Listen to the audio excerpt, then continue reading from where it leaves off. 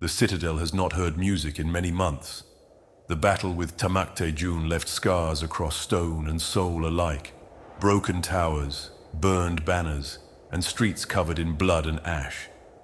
Yet slowly, steadily, life has begun to flow again. Paladins of Defensori march through the avenues, keeping order. Clerics still tend to the wounded, and the young emperor, rescued from the palace dungeons, ragged but alive, sits once more upon his rightful throne. At his command, a holiday has been declared. After grief, after terror, after the long shadow of Jun's tyranny, the people need a moment to breathe. Tonight, that breath is held in unison.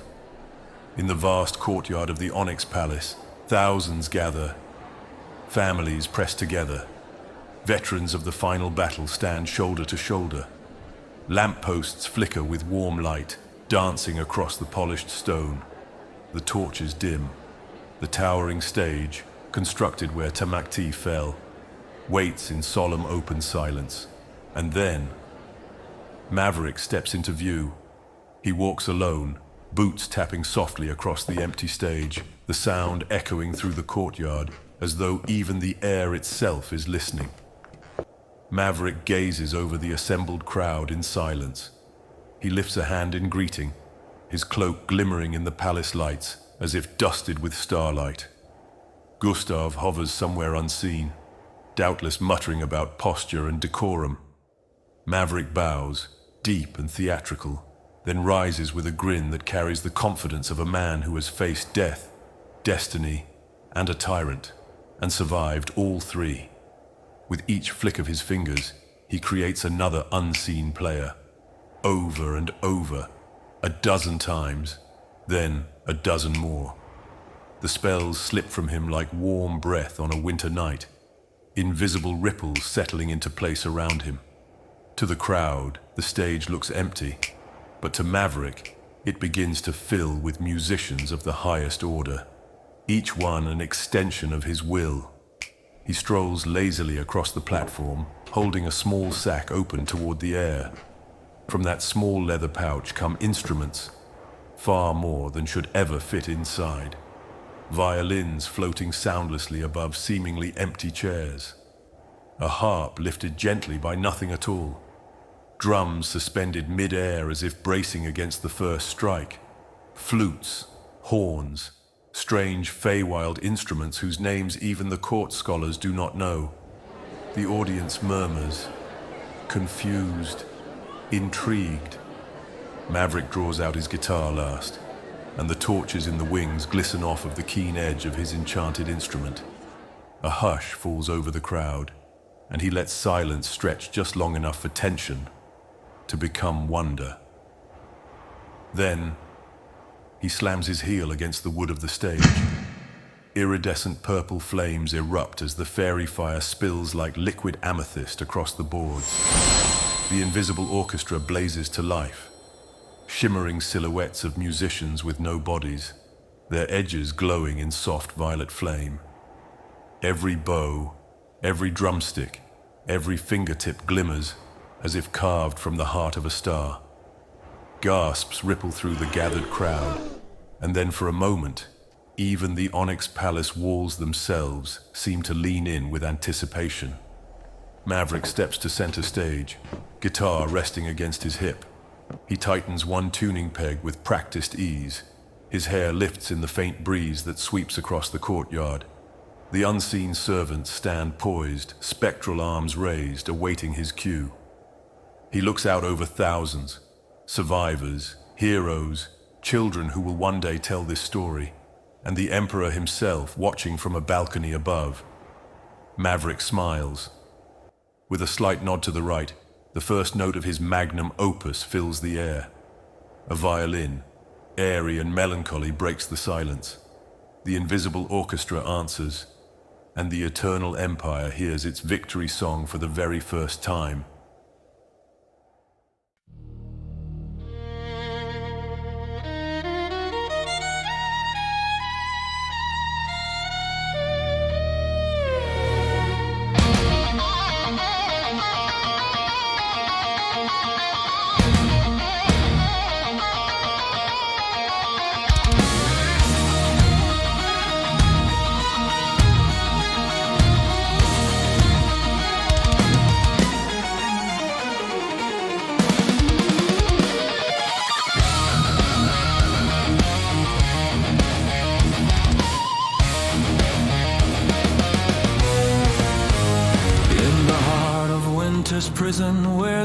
Arctic winds did roar.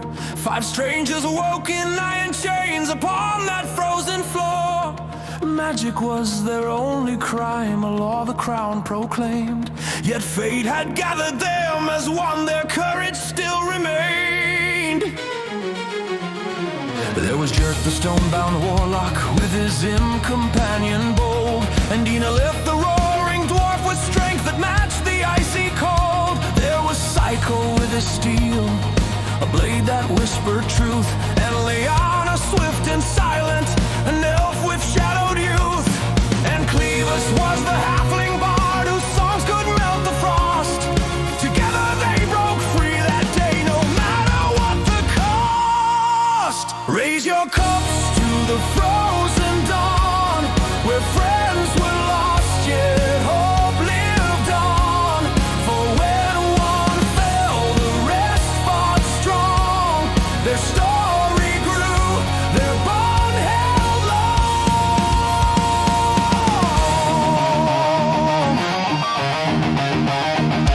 They wandered into Coldmar town, where troubles seemed to flow, where Psycho found warm company in Sarah's gentle glow.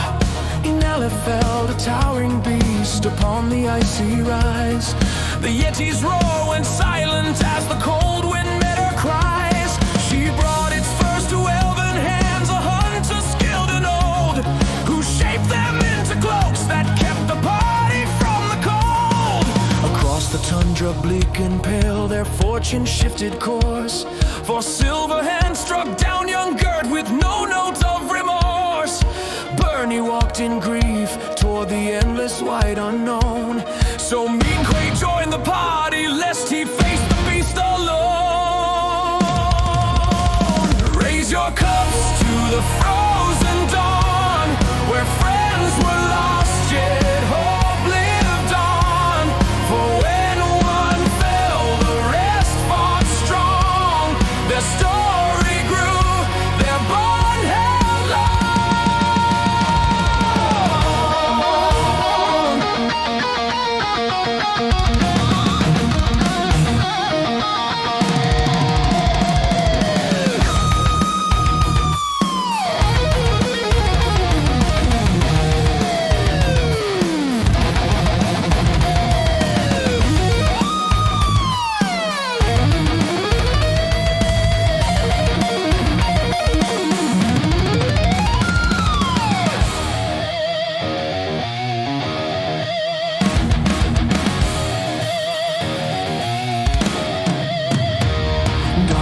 Spread through every land, a ritual near complete.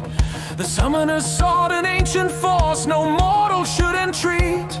In an ancient amphitheater, the dead began to rise, and cleavers fell beneath their claws before his comrades' eyes. They carried him to sacred halls, but prayers could not revive, and Enolith's rage shattered peace as grief kept hope alive. Quay stood firm and tried to calm, but tempers flared too far. An arrow sprouted from his chest beneath that temple star.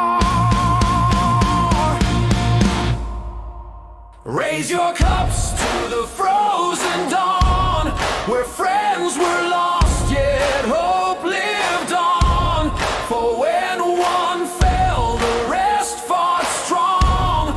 Their story grew, their bond held long. A new bard joined them in his place, brave maverick with his rhymes, whose voice could rally broken wills and steady hearts in time. And soon they met a druid lone called Remulos the Fair. With fox of flame and teleport, he saved them from despair. He saved them in the bitter woods from foes both foul and worse. But in that wood Leanna fell, a victim of a curse. By fortune's twist, a serpent knight, a hunter cold and keen, came slicing through the withered dark to join the desperate scene. The Yunti warrior chose to stay and bear the journey on, while Remulos, called by the wild, soon spread his wings and gone. Raise your cups to the frozen dawn, where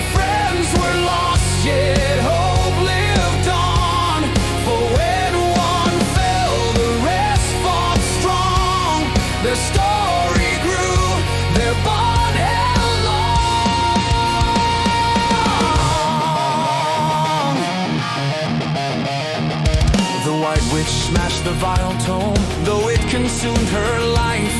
And Shenrun, shining dragon lord, stood guard amid the strife. Yet sacrifice consumed him too, his scales have lost their light. Another name upon the list of those who paid the cost this night. To Diffinsori next they rode, where oaths of honor hold, convincing dukes and paladins to march into the cold. They charged the haunted northern waste, where death had claimed the throne. And many knights spilled noble blood upon the frozen stone. But shadows deeper still remain beyond all mortal ken, for the dead were only pawns, distracting mortal men. The Duke fought bravely till the end, but evil claimed his band. Another hero fallen as the darkness gripped the land. Across the worlds the party strode through evil's cold embrace, till in the Onyx halls they met that nightmare face to face. Tamakte Jun, the Shadow King, whose schemes had spanned the plains, a tyrant cloaked in cosmic light.